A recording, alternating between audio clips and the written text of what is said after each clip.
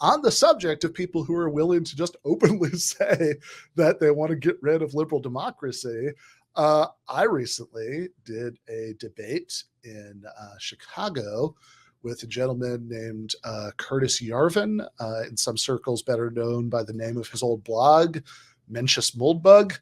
And I am going to show you just a little bit of that, and we're gonna break down a little bit of that before Harvey Harvey shows up for the second half. I think most of what's going on in this is more or less self-explanatory. I will say we did post on Friday the entire video of the 2 hours and change debate. There's also separate interviews that Thaddeus did with me and Curtis, which are, I think, just available to patrons at the Thaddeus's podcast unregistered. But the entire, again, 2.5 hours or whatever it was of the debate, you can watch. We either on unregistered or we reposted it here on Friday. But for people who haven't seen the whole thing, I will just say in general, so the topic of the debate was more or less whether the problem with America today is that we have too much democracy. That would be Curtis's position. We should just let, benevolent elites govern us, or whether we have far too little, which is mine. And the things you will notice, I think, probably right away, that even though actually where I'm going to take you in right now is one of the least, is definitely one of the calmer moments of it. Like this is actually, like, the first part of this is actually relatively chill, but you will no doubt notice that I'm probably a lot more irritated than I usually am during these things, basically for two reasons. One, that Curtis is very bad at staying on topic and very fond of rambling historical digressions, that he often gets the history wrong, and two, like sometimes stuff I'd read about really recently, so I could just immediately recognize, like, hold on. But two, he's very fond of this move, and I think you'll actually see during this part at least once, maybe a couple times when he does it, and like I get probably out of context way too annoyed by it. But that's because it's like these are like the 11th and 12th times he's done it over the course of the debate, where he sort of says, where he sort of retreats from actually trying to argue about things to just sort of being like, "Oh man, you're trapped in your narrative," like he's a Reddit poster in 2013. I mean, say what you want about Charlie Kirk, who was much better at sticking to the line of argument than this and the topic at hand. But that said, where we're going to come in right now is in it's not like the O'Keefe debate. It's definitely a more more sort of like low level annoying and less like whatever the hell that was. But in any case, that's. Did you say when this was recorded? This was recorded actually the day before the LA live show. So okay. So Elon hadn't really taken over Twitter at that point. That's true. Which I just wanted, because you're wearing the same shirt. People might be thinking it was earlier this afternoon. So I just wanted to make sure about that before. Yeah, this is on purpose. That is the same shirt. This is the Honor Has Its Price shirt, which for people who aren't familiar with what that refers to, they can. That's about Daniel Muessig. So it's a callback to an article that the subject of an article I did for The Nation called "Will Biden Keep His Word and Pardon Federal Cannabis Offenders?" which since then he sort of did, but in a really half-assed way. And unfortunately, Daniel is still in prison. But this shirt was a fundraiser for this one particular cannabis prisoner, Danny Muessig, who I've interviewed and I profiled for The Nation. And also, by the way, a reminder of some of what's at stake with the democracy discussion, because like an overwhelming majority of Americans want to federally legalize weed. And that's not happening. That's not happening because we don't have enough democracy. That's not happening because we have too much democracy, right? Let's put it that way. But yeah, so I actually, after this, I flew to LA that night, and then the live show was the next day. So this was a few weeks ago, is when all this happened. But yeah, Curtis's position, depending on whether he's in Mott mode or Bailey mode, he'll either describe himself as a monarchist or just sort of say, well, we should have a really strong executive, which are really different positions. But in any case, let's yeah. So the reason that we're playing this is I think that this section gives you a lot of the sort of core disagreement that's underlying it, and and if you're just going to watch like one slice of it, maybe this is the one to watch. I guess actually last thing I should say is earlier, a surprising amount of the first chunk of the debate was spent arguing about the history of U.S. intervention in Latin America and whether Haiti is messed up because of culture or there's some ambiguity about Curtis's position on that, which would be his position, or whether it has something to do with the last couple hundred years of being constantly fucked over by imperial powers, which is my position. So in any case, I think that's all the background you need for this. Let's watch some of this.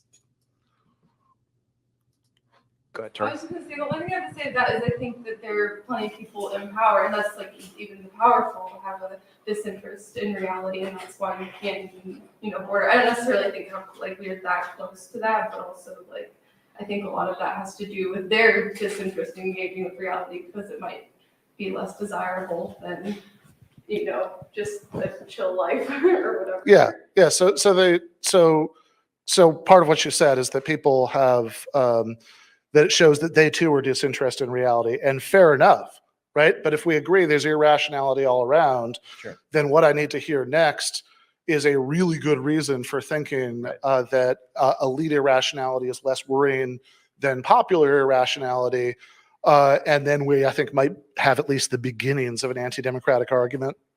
Well, I think that there's, fortunately, if you're looking at, it's good because I feel like we've sort of arrived at some common ground in a way where we've basically admitted that there are sources of oligarchic elite error, as you say, and I really like this skepticism of the Ukraine thing because, as far as I'm aware, your skepticism of the Ukraine thing is not really aligned with any particular movement or any particular authority. I think it's just your own personal opinion, and I think that that's and it's out of step with what the New York Times wants you to believe, and I think trust me, very few beliefs I have line up with what the New York Times thinks. And yeah, they're normally to the left of them, I would expect, but this one is not, because you're basically more pro-Putin than the average American.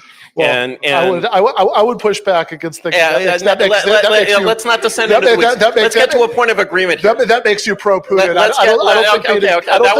was unfair. That was unfair. I don't think being against the war in Iraq. That was an unfair jab, and I retract the remark. I want to say that basically, when we look at these two systems or forms of power, one of them which we could call oligarchical progressivism, and the other one of which we could call democratic populism, we agree that there are significant structural flaws with both of these ways of governing mankind.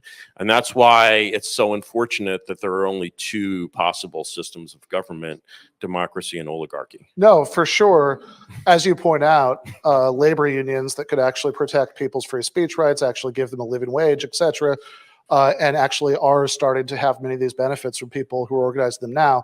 That's anachronistic. We need to go with cutting edge new ideas like monarchy. Mm-hmm. Okay, absolutely. All right, right here in the front.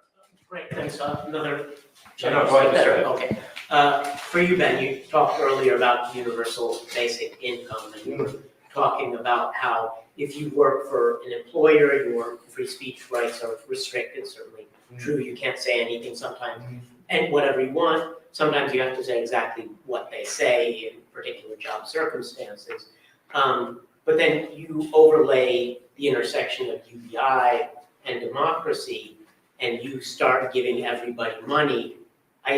There's no world that I can see of, and I don't think this is just a lack of imagination. I think this is human nature, where those people who are controlling that money are not also controlling behavior.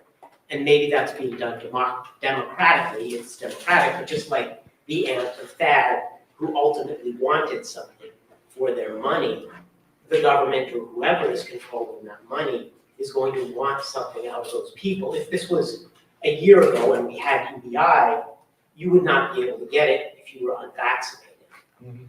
Whatever the popular democratic feeling is at the time against any particular ideology, those people are going to be shut out. Well, this is very testable. They will be shut out.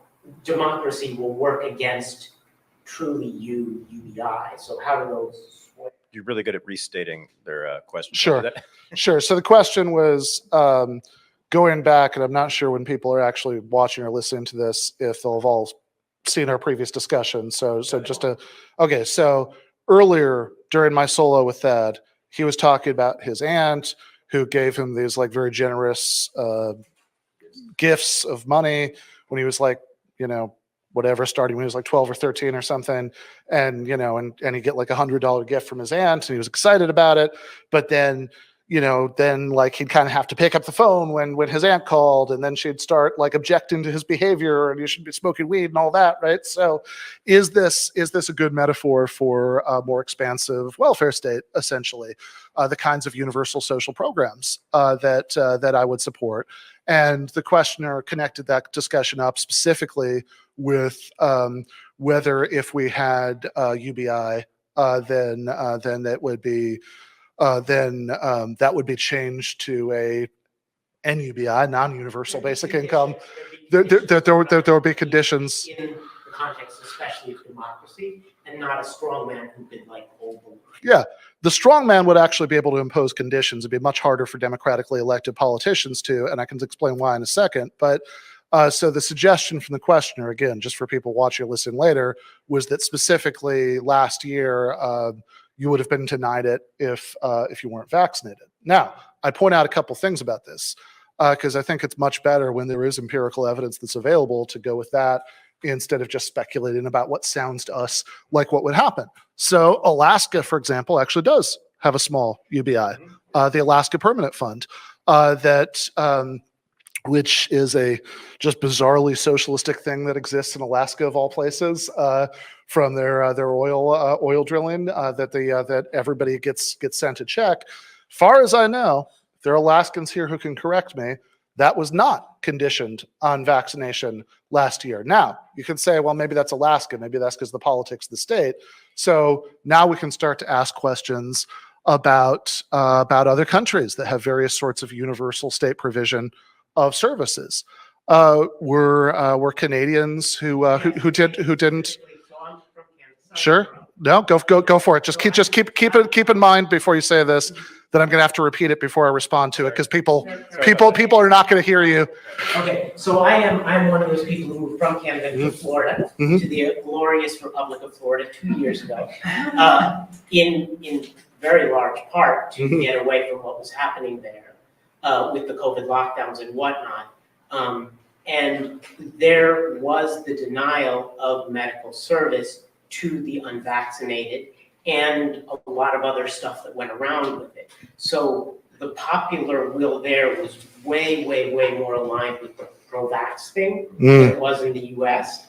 And what you saw was that manifested itself specifically in policy and in denial of service to certain people under certain conditions. Everything from directly from operations not being done to people who weren't able to visit their loved ones in the hospital because they weren't vaccinated. Yeah, so there are two very different things that are being grouped together there, and I think it's important to make a distinction. So what the questioner said when he came back in is that he's from Canada, and he moved to Florida because he doesn't like the COVID policies in Canada, and there was a claim about denial of medical services, and there was a claim about people not being able to visit hospitals because that was seen or claimed to be whatever unsafe because of concern about the spread of COVID, was specifically when they're unvaccinated. That was the question.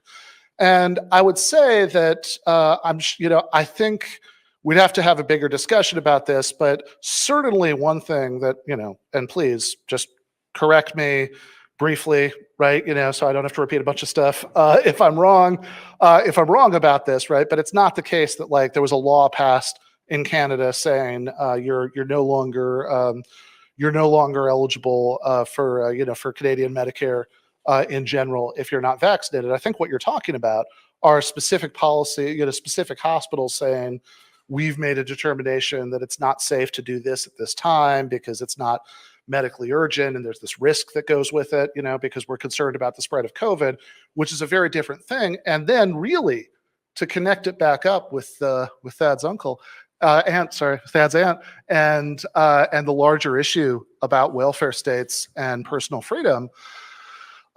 If you have a private hospital that is especially in a more laissez-faire environment, less regulation, man, they could go way further in that direction if they wanted to.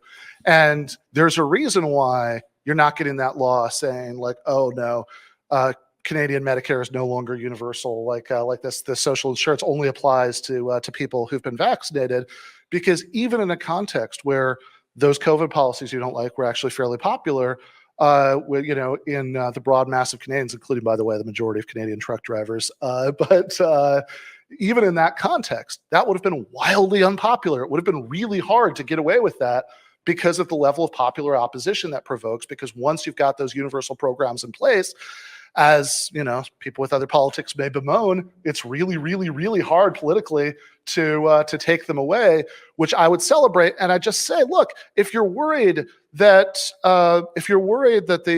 that if we had the America Permanent Fund instead of the Alaska Permanent Fund, that would be made contingent, I would just point out how much harder it is to change a well-established social program and end its universality. How much harder that is than your boss just saying, you know what, I'm sick of you, you're fired. So if you're worried about Thad's aunt, private employers, private charity, private sources of funds are going to be a way bigger concern about depending on people's whims and how they can, give and take away than things that you get as a universal right of citizenship. So can I interject a little? Sorry. Yeah, you can. Go ahead. So there's always this equation that I see in your reasoning about democracy, and especially democracy and bureaucracy, that it always seems that the things that you like are democratic and the things that you dislike aren't. And so when we look at these specific kinds of policies in Canada, you're absolutely right that these policies are not carried out by these sort of symbolic elected arms anymore. Oh no, they're done by permanent commissions. And they're done nationally by permanent commissions. And so the question of basically what sort of the kind of we must enforce vaccination kind of hysteria over the last year or two is, I think, very interesting, because it certainly didn't come from popular enthusiasm. It became a popular enthusiasm in some quarters. It became a popular enthusiasm in quarters that are basically very NPR listening quarters, you might say. And the way in which basically that side of the, do you remember the amazing flip in like public versus elite opinion about COVID that happened in February 2020? No. Do you remember how in like basically through all of February, the message was like, what you really should be worrying about is the flu. Don't be a bigot. Go to Chinatown and lick doorknobs. Yes. And then Donald Trump, stupid Trump, You changed his mind and was like, need trade more leftists. You'd be surprised how many people are pointing that out. Just like with the Ukraine, you'd be surprised how many leftists think that. Yeah. And you can point that out. The meaning of that is sort of kind of extremely dark and disturbing in a way, because basically this policy effectively was left up to the whims of Donald Trump. Because if Donald Trump had come out and instead of saying, oh no, if COVID is real, the stock market will go down and I won't get reelected, if he'd instead come out and said, General Jack D. Ripper style, we must preserve America's precious bodily fluids, you can guarantee that American elite opinion would have followed basically the Swedish path. And I think that and it's remarkable even that Sweden's own bureaucracy followed a path that was out of step with basically global elite opinion. That was remarkable. And sort of, kind of an interesting case of sort of the exception that proves the rule in some ways. But the whole world, just like they went mad for George Floyd, went basically mad for, let's take the anti-Donald Trump position.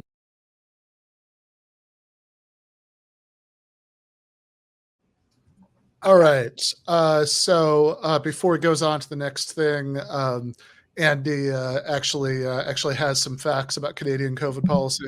Yeah. First of all, there is no actual policy about denying patients. That's actually there's a class action lawsuit happening because it has happened with individual doctors.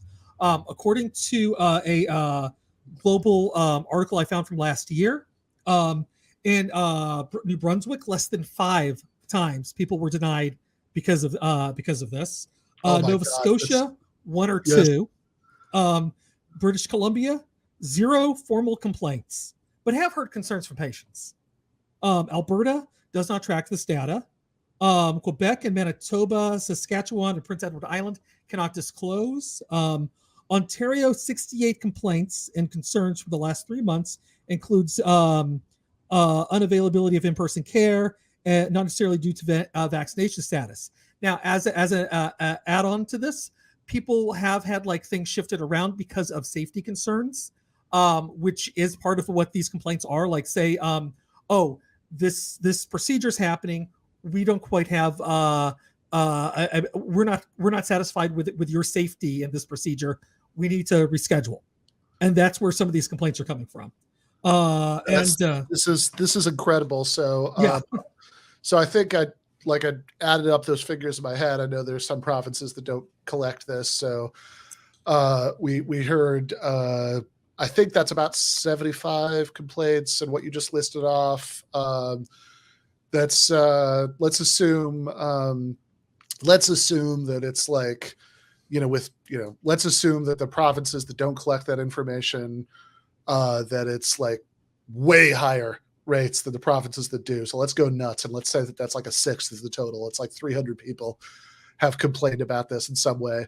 That's out of a nation. There's not even 300 people in the Northwest Territories or none of it, or some of these places. Yeah. Some of these places probably have less than that, but yeah, not literally, but I mean very small places.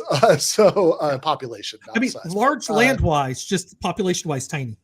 Yeah, exactly. So that's out of a nation of 30 million people. So Curtis is making it sound like the commissions are imposing some sort of national policy.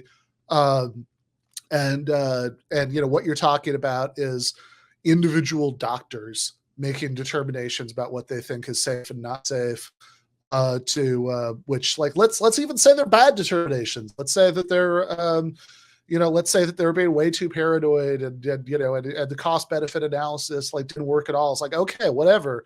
You're still talking about individual doctors, and this is supposed to this is supposed to show that if we had UBI, it would be taken away for people who weren't vaccinated.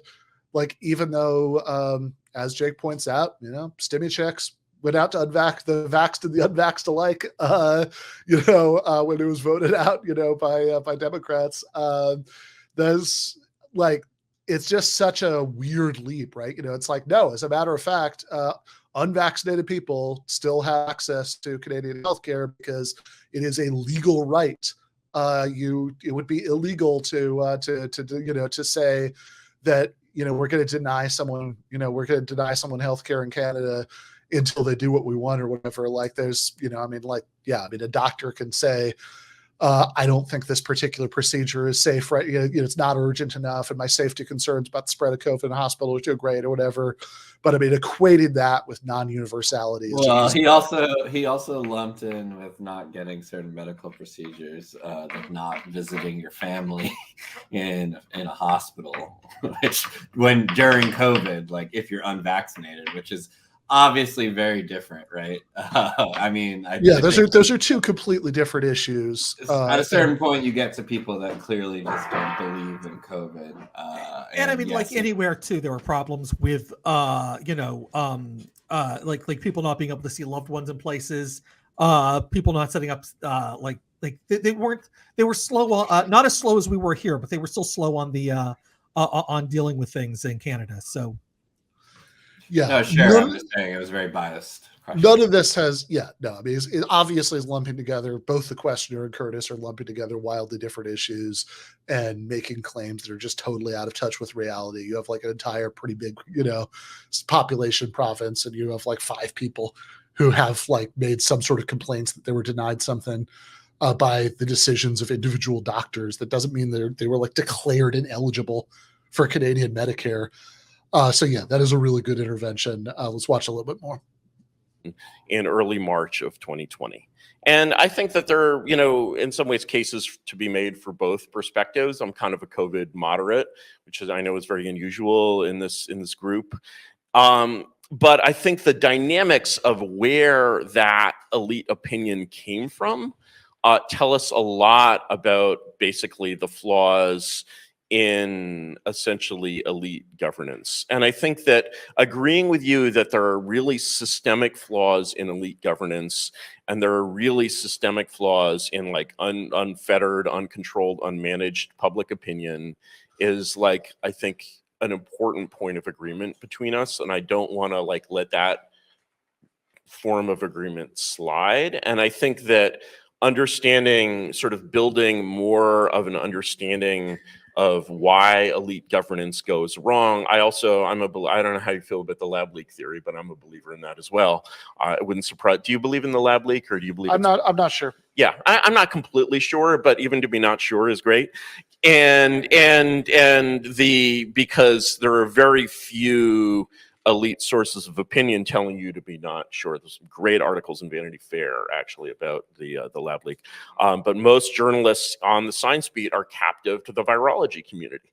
And the virology community basically doesn't want people to know that like this was a gain of function experiment that got out of control, or at least even that it was possible that it was a gain of function experiment that got out of control. As you know, right? Again, I think that the way, one of my sort of bigger picture beefs with a lot of what you say is that, the way you use terms like left and right tends to be, I think, about cultural attitudes, often much more so than it's about what politics, I think, is most fundamentally about, which is distribution of power and the distribution of material resources. So then, when it comes to something like the New York Times, because you see that as the left, then, you're surprised when I disagree with them. But look, I mean, like Noam Chomsky, who's come up a couple times in this conversation. There's a story you can find on YouTube, both Christopher Hitchens and Gore Vidal telling the story about Chomsky at the dentist, where he's being he's told his dentist asked, "You grind your teeth?" He says, "I don't think so." Right? And he asks his wife, Miss Chomsky, does he grind his teeth like in the night while he's asleep? She says, "No, I don't think so. I've never noticed that." And they can't figure it out until the next morning. She realizes that he grinds his teeth in the morning while he reads the New York Times. Because it pisses him off so much, right? I don't like the New York Times. I like, and I know you read this article because you brought it up on the Young Turks. I like Current Affairs, right, where my friend Nathan Robinson put out a big thing about this. That's one of the reasons, I really respected that Nathan Robinson piece, and he's also a very snappy dresser. And no comment on that one. I think we could all take a leaf from Nathan Robinson's page there, and he dresses like Disraeli, in fact, and it's so good, and so sort of whenever you find kind of the light of independent thinking burning, and there are ways in which it can sort of burn in this like sort of fatally flawed, like kind of very historically cliched leftist perspective and sort of explode out of that in beautiful ways. And like, you know, one of the ways in which you see these kinds of beautiful explosions of independent thought are very like Nathan Robinson being like, no, actually, I'm going to think for myself on this thing. And once I think for myself, it's obvious what's going on. And so can I, if I promise this really is a question, this is not a statement. Yeah. Can I just ask 2 a, minutes and then we'll go back. okay, yeah. So brief question, right? Because you spent all this time talking up the values of things that I also care about curiosity, about independent thought, about, you know, standing outside of established narratives, all of which would make me think that, you know, that you'd be a big fan of free speech, diversity of perspectives, all of that stuff. So does it seem to you that in dictatorships, monarchies, that those tend to be things that in which free speech and a wide variety of views tend to flourish more than they do in democracies? That's an excellent question, and I think that you know, if you read Tocqueville, for example, Tocqueville, you know, people are like, oh, cancel culture. This is the thing that you know, was invented in like 2012 or something. You know, Tocqueville in Democracy in America describes it almost perfectly in the 1830s. And he describes basically democratic America as the place in the world that had the least free speech. And I think that's absolutely true. If you basically look at, for example, the latitude of political opinion that you could express in, let's say, France in 1770, it's wildly greater than the latitude that you can express today. In fact, the latitude of opinion, there are many things you could say in America in 1850 that you can no longer say.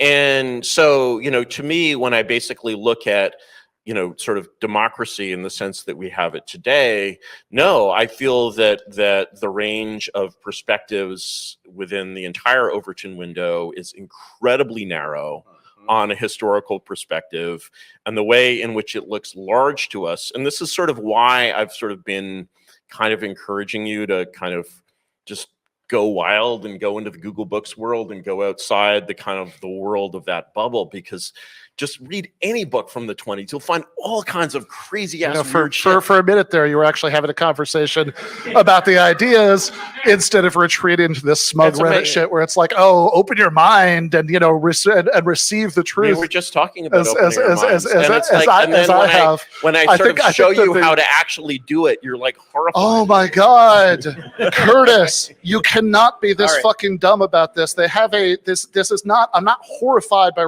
it on Google Books. I am sad and disappointed that you're wasting time in what could be a useful conversation doing this posturing about, oh, see, you're trapped in narratives. I've realized the truth. Which is why we're going to go to the questions right here.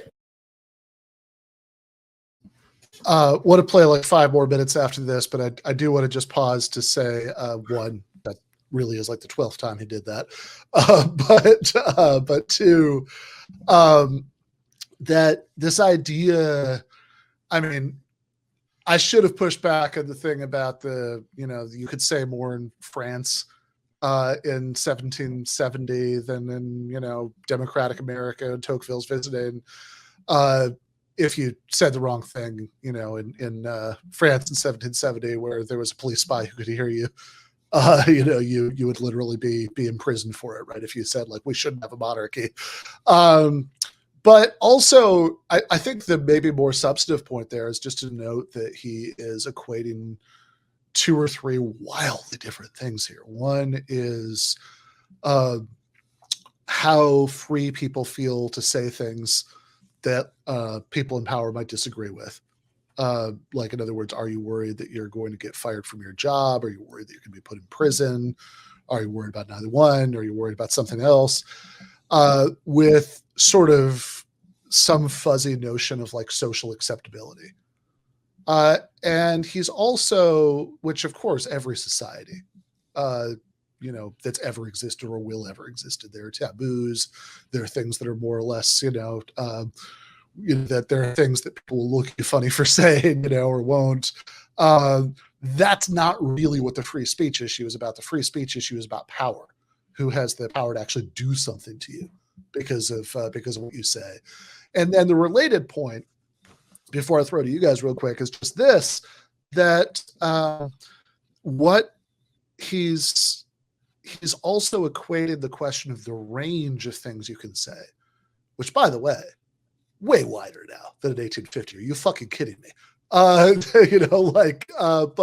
he's equating the question of the range of things you could say with there being specific things that at various points in the past you could say without people looking at you funny, that now you can't say without people looking at you funny, right? Like, for example, in 1850, I think we should have slavery was a mainstream opinion, and now it's not a mainstream opinion, which, is good.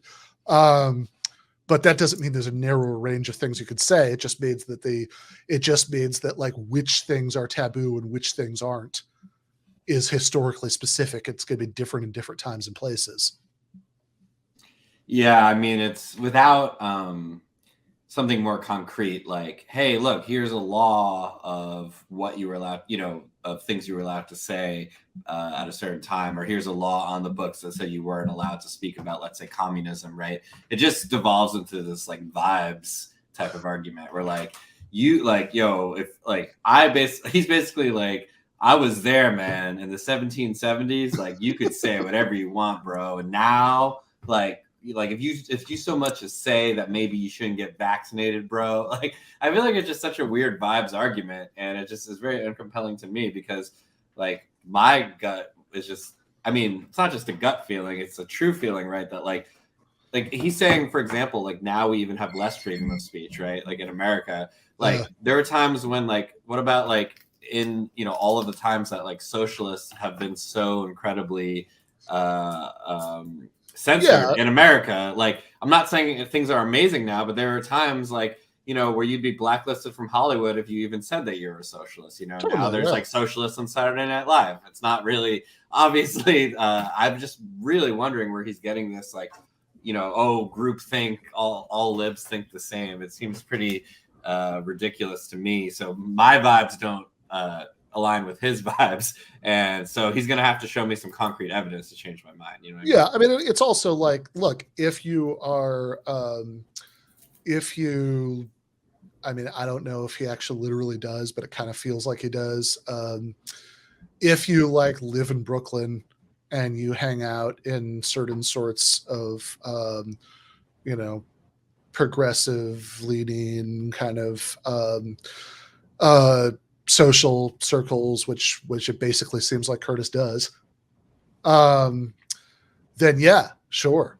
That's then the vibes you'll get is like, man, that's just, that the stuff I think really shocks people, but whatever, like they're members of Congress who say this stuff, right? Like, there are lots, the vibes are very different depending on who you run with is what I'm saying.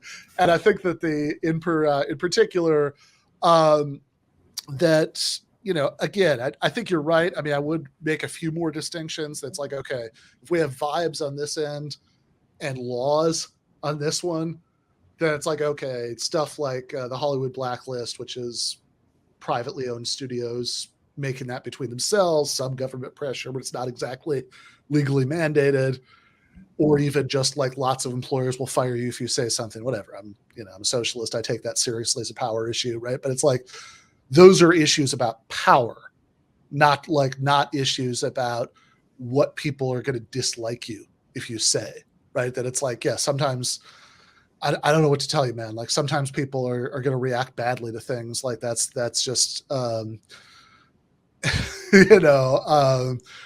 that is just the nature of the beast. But I do want to running just a little bit behind. I do want to bring on Harvey in a minute. So let's watch the last little part of this. Okay, so I got two questions, one for each, if that's okay? Sure. Okay. Two questions, one for each. Go ahead. Ben, you talk, big democracy proponent, you talked about polls a bit.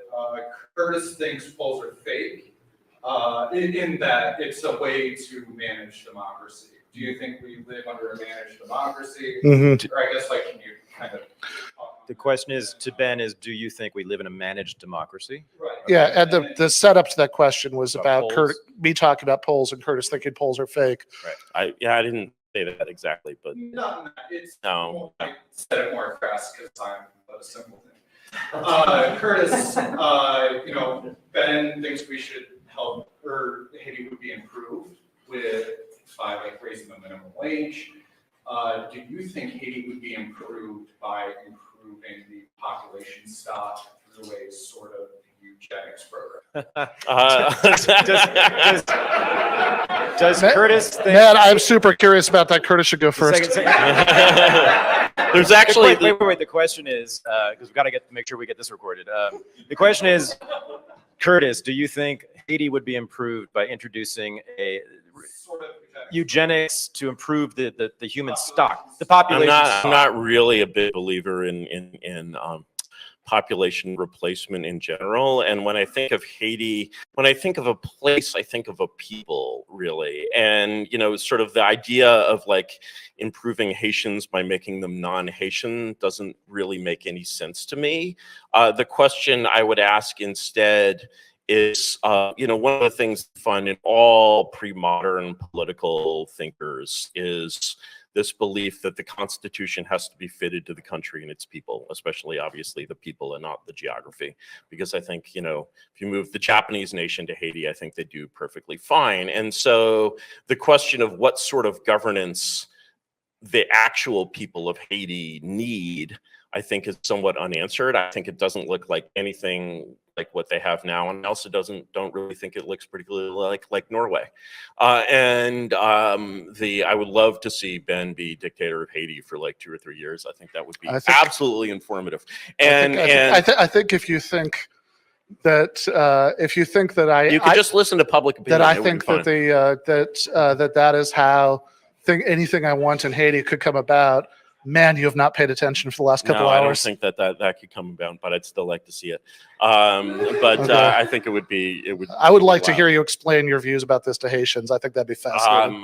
No, I think that actually, if you go, one of the things that I love doing is I love talking to immigrant Uber drivers, and it's surprising. You and Tom Friedman, it's like surprising how much their perspective of their own country differs from the perspective that you get from reading the New York Times. If you ask most people, Curtis, you don't listen. If you ask no, because the thing is, to me, like your New York Times thing is, you're like, no, I follow the Utney Reader instead. And like, Jesus Christ. my grandparents. I barely know what the Utney Reader is. My grandparents were. Does any the Utney Reader? Is the Washington Post part of the cathedral? Yeah, they just called for the U.S.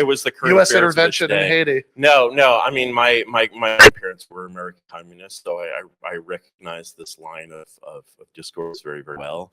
And no idea what that's supposed to mean. They never used the word communist to me. They would always say progressive. And so when I basically like lump together, one of the things that's very irritating when you talk to leftists is, you'll basically be ascribed some policy to like the Popular Front of Judea, and they'll be like, no, that's a policy of the Judean Popular Front. We're totally against the People's Front of Judea, right? And sort of that's kind of the, like, when I use the New York Times as a metonym for sort of the whole space of intelligent opinion. I realize that you object to being included in that. Yes, you're right. It is irritating to leftists when you say things that lump together things that are at opposite extremes, fail to make basic distinctions because they would fuck with your worldview. They are very much. They are very much so small. They are very much. They look very, very different. They are very much at opposite extremes, and certainly on the question of views towards American foreign policy. Again, there's a reason that the New York Times makes Noam Chomsky, grind his teeth. If you read Chomsky and Herman, Manufacturing Consent, which is where everything that's plausible and what Curtis says about the cathedral comes from. If you read that, I think he is very on point about the ways in which Cold War anti-communism certainly shaped the space of political discourse that could be allowable in the New York Times, about how certain reflexive assumptions about American foreign policy did, and certainly about the relationship between the thing that he never wants to talk about, which is the actual power centers in American society, which are not journalists and academics at all, right? Those are hired hands. The actual power centers in American society are people who own that stuff, And no, what they want, I think, differs just a little bit more. I think that what corporate oligarchs who own media want is not particularly what I want. And if you think the difference between corporate oligarchs getting everything they want and democratic socialism is a difference between the Popular Front for the Liberation of Judea and the Judean Liberation Army, or whatever the hell the Monty Python line is, I would just respectfully submit that you're not thinking about it very carefully. All right. There you go. That's a good sample of what that debate was like. When is he debating Pascal? I would pay to see that debate. I would like, even if I couldn't see it in person, I would do the pay-per-view. Yes. Like if there's a thing like at a bar where people can see it. Jason, make this happen.